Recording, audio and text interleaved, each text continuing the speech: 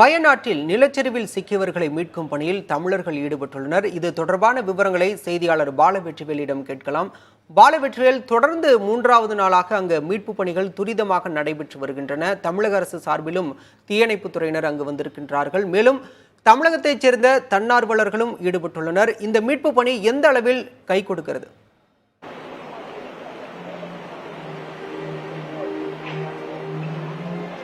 பாலா, சாலியாறு நதி ஒளிப்பதிவாளர் சிவராஜினுடைய காட்சிகள்ல பார்க்கிறோம். வெள்ளப்பெருக்கு எந்த அளவிற்கு வேகமாக சென்று கொண்டிருக்கிறது பார்க்க முடியுது. 30ஆம் தேதி நான் இப்ப நின்றுட்டு இருக்கேன் பாத்தீங்களா, இந்த இடத்துல முழுவதுமாக நிலச்சரிவு வெள்ளப்பெருக்கு ஏற்பட்டுள்ளது. இதன் காரணமாக இந்த சாலியார் ஆற்றிற்கு இடையே சூரமலை மற்றும் முண்டக்கையை இணைக்கக்கூடிய அந்த பாலம் இடிஞ்சிருச்சு. இதன் காரணமாக 2 தற்காலிக பாலம் அமைச்சிருக்காங்க. ஒன்னு மனிதர்கள் செல்றதுக்காக ஒரு பாலம், மீட்பு படையினர் செல்றதுக்கான ஒரு பாலம், இன்னொரு பாலம் கனரக வாகனங்கள் செல்வதற்கான தற்காலிக இரும்பு பாலம், 70 மீட்டர் பாலம். இந்நிலையில இந்த முண்டக்கையில போயிட்டு இப்போ ஒவ்வொரு மீட்பு குழுவினர் தன்னார்வலர்கள்லாம் போக ஆரம்பிச்சிட்டாங்க. அப்படி முண்டக்கைக்கு சென்று வந்த தமிழ்நாட்டை சேர்ந்த ஒரு மீட்பு குழுவினர் நம்மோடு இருக்கிறார். அவங்க கிட்ட பேசலாம். அண்ணா வணக்கம். இவ்வளவு கடினமான சூழல்ல நீங்க பணியாற்றிக்கிட்டு இருக்கீங்க, பாராட்டுகள். நீங்க தமிழ்நாட்டுல எங்க இருந்து வந்திருக்கிறீங்க? நீங்க முண்டக்கைய பாத்துட்டீங்க. முண்டக்கையோட நிலைமை இப்ப எப்படி இருக்குது?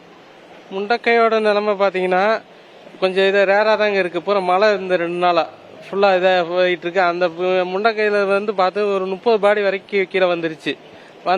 அதெல்லாம் ரிசீவ் பண்ணி எல்லா ஜிஹெச் அந்த ஆம்புலன்ஸ் மூலயமா தனித்தனி ஆம்புலன்ஸ் வச்சு நேற்று இங்க மேப்பாடியில உறவினர்களோட பாடி ஒப்படைச்சிட்டாங்க.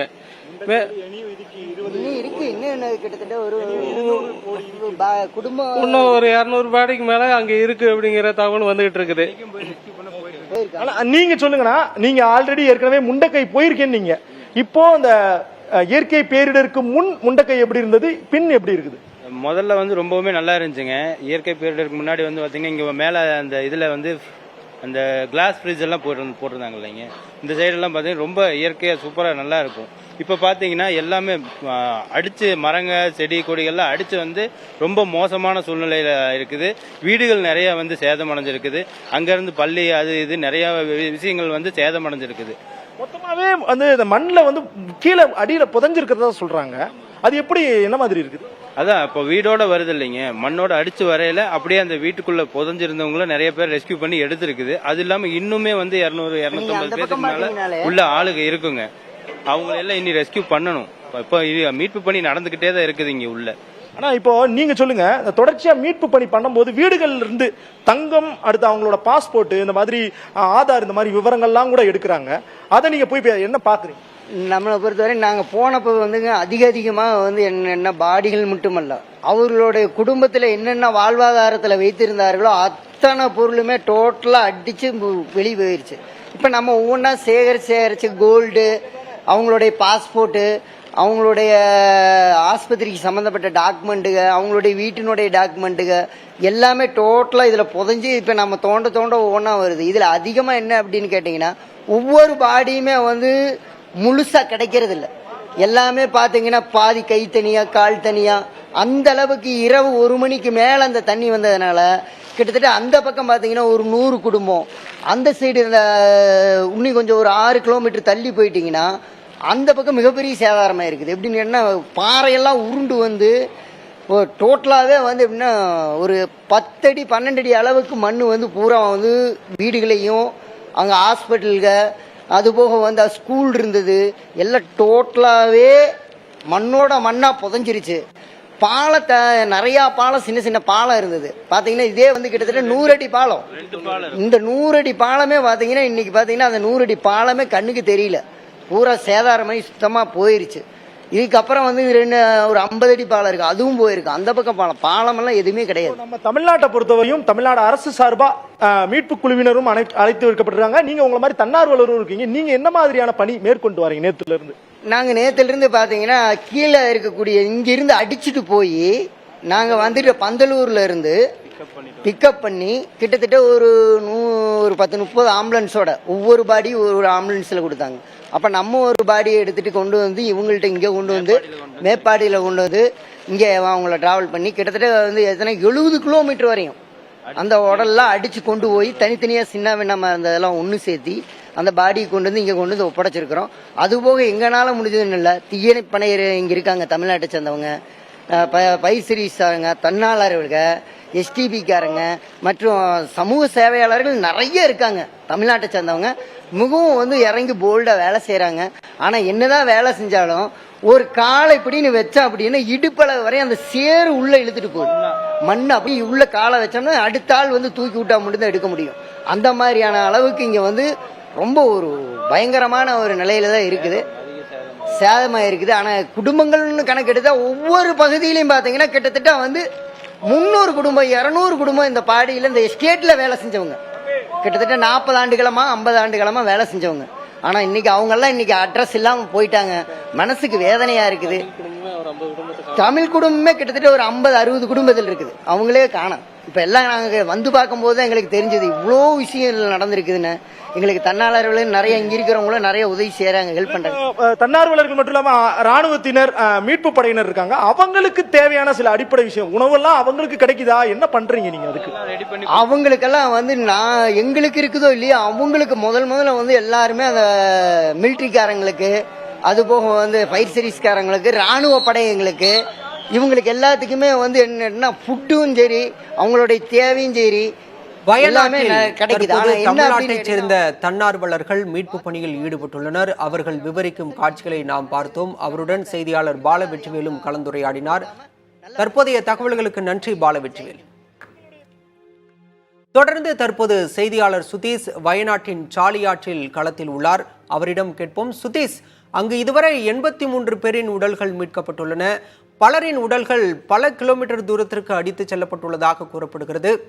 அந்த உடல்களை மீட்கும் பணி எந்த அளவில் நடைபெற்று வருகின்றது? தற்போதைய நிலவரம் என்ன?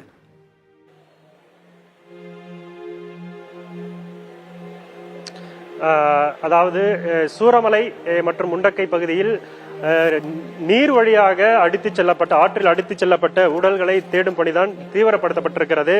ஏனென்றால் அந்த பெருவெள்ளம் என்பது பல கிலோமீட்டர் தொலைவிற்கு உடல்களை அடித்துச் சென்றிருக்கிறது, வீடுகளை சேர்த்து உடல்களையும் அடித்துச் சென்றிருக்கிறது. அந்த இங்கு சூரமலை மற்றும் முண்டக்கை பகுதியில் மீட்கப்பட்ட உடல்களை தற்போது முழுவதுமாக மீட்பு பணிகள் சூரமலை பகுதியில் நடைபெற்றிருக்க நிலையில் முண்டக்கை பகுதியில் மட்டும் அந்த இடுபாடுகளை அகற்றி உடல்களை மீட்க வேண்டிய ஒரு சூழல் இருக்கிறது. ஆனால் அந்த ஆற்றில் அடித்துச் செல்லப்பட்ட உடல்கள் தற்போது வரைக்கும் தொடர்ச்சியாக மீட்கப்பட்டு வருகிறது. பேரிடர் மீட்பு குழுவினர், காவல்துறை, இந்த பல்வேறு மாவட்ட இங்கிருந்து செல்லக்கூடிய மாவட்ட ஆட்சியர்களை ஒன்றிணைத்து அங்கு தேடுதல் பணிகள் தொடர்ந்து நடைபெற்று வருகிறது. குறிப்பாக நிலம்பூர் பகுதியில் 83 உடல்கள் தற்போது வரைக்கும் சாலியாற்றில் இருந்து 83 உடல்கள் கைப்பற்றப்பட்டிருக்கிறது.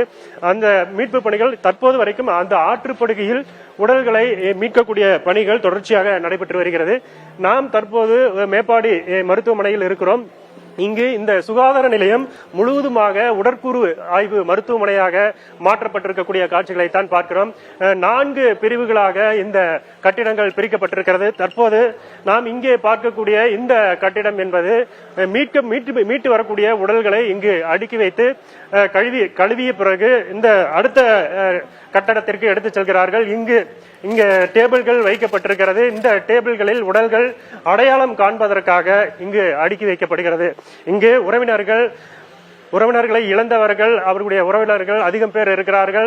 அவர்களை அழைத்து வந்து இங்கு அடையாளம் காண்பதற்காக இங்கு டேபிள்கள் அடுக்கி வைக்கப்பட்டிருக்கிறது. இதற்கு பிறகாக அடையாளம் காணப்பட்ட பிறகு பிரேத பரிசோதனைக்காக மற்றொரு கட்டிடம் தயார் செய்யப்பட்டிருக்கிறது. அந்த 3வது கட்டிடத்தில் பிரேத பரிசோதனை செய்யப்பட்டு பிரேத பரிசோதனை செய்த பிறகு இங்கு ஃப்ரீசர் பாக்ஸ் வைக்கக்கூடிய ஒரு அறை இருக்கிறது. அடுத்ததாக அந்த உடல்கள் அங்கு வைக்கப்பட்டு உறவினர்களுக்கு வழங்கப்படுகிறது. தொடர்ச்சியாக தற்போது வரைக்கும் ஒரு 93 உடல்கள் இங்கு உறவினர்களுக்கு வழங்கப்பட்டிருக்கிறது. 200க்கும் மேற்பட்ட உடல்கள் பிரேத பரிசோதனை தற்போது செய்யப்பட்டு அடையாளம் காணப்பட்டு 93 உடல்கள் உறவினர்களுக்கு தற்போது வழங்கப்பட்டிருக்கிறது. தொடர்ச்சியாக கேரள அரசு சார்பில் முகாம்களும், பேரிடருக்கான முகாம்களும் தொடர்ச்சியாக அமைக்கப்பட்டு வந்திருக்கிறது. பேரிடரின் ஒரு பகுதியாக தற்போது வரைக்கும் 82 நிவாரண முகாம்கள் திறக்கப்பட்டிருக்கிறது. நிலச்சரிவில் கனமழையால் பாதிக்கப்பட்டு குடியிருப்புகளில் இருந்து வெளியேற்றப்பட்டவர்கள் கிட்டத்தட்ட 8017 பேர் அந்த தற்காலிக முகாம்களில் தற்போது தங்க வைக்கப்பட்டிருக்கிறார்கள்.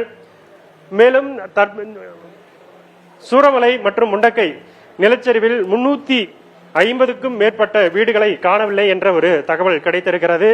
அந்த வீடுகளில் வசித்தவர்கள் ஆற்றில் அடித்துச் செல்லப்பட்டிருக்கிறார்கள். இடுபாடுகளில் தற்போது வரைக்கும் சிக்கி இருக்கிறார்கள்.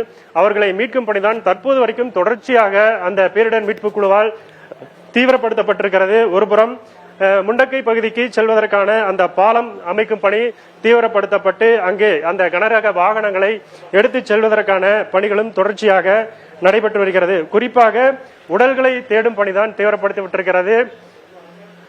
நூற்றுக்கணக்கான உறவினர்களை இழந்தவர்கள் தற்போது இங்கு மேப்பாடி மருத்துவமனையில் நாம் தற்போது நின்று கூடிய இந்த மருத்துவமனையில் இங்கு காத்திருக்கிறார்கள். உறவினர்களை அந்த உடல்களை பெறுவதற்காகவும் அந்த கூராய்வை முடித்துவிட்டு அந்த உடல்களை பெறுவதற்காக காத்திருக்கிறார்கள். மற்ற உடலை எடுத்த பிறகு அந்த அடையாளம் தெரியாத உடல்கள் நிறைய இருக்கிறது. அதற்காகவும் அவர்கள் இந்த மருத்துவத்துறை நடவடிக்கை என்பது தீவிரப்படுத்தப்பட்டிருக்கிறது. ஒரு சில இடங்களில் ஆற்றுப்படுகையில் முழுவதுமான உடல் கிடைக்கப்படுவதில்லை. உடலுடைய பாகங்கள் மட்டுமே கிடைக்கக்கூடிய ஒரு சூழல் இருக்கிறது. அந்த பாகங்களையும் எடுத்து வரும் நடவடிக்கையும் தீவிரப்படுத்தப்பட்டிருக்கிறது. வயநாட்டின் நிலச்சரிவில் சிக்கி இறந்த 200க்கும் மேற்பட்டோரின் உடல்கள் மேப்பாடி அரசு மருத்துவமனையில் பிரேத பரிசோதனை செய்யப்பட்டதாக களத்திலிருந்து செய்தியாளர் சுதீஷ் வழங்க கேட்டோம். விரிவான தகவல்களுக்கு நன்றி சுதீஷ்.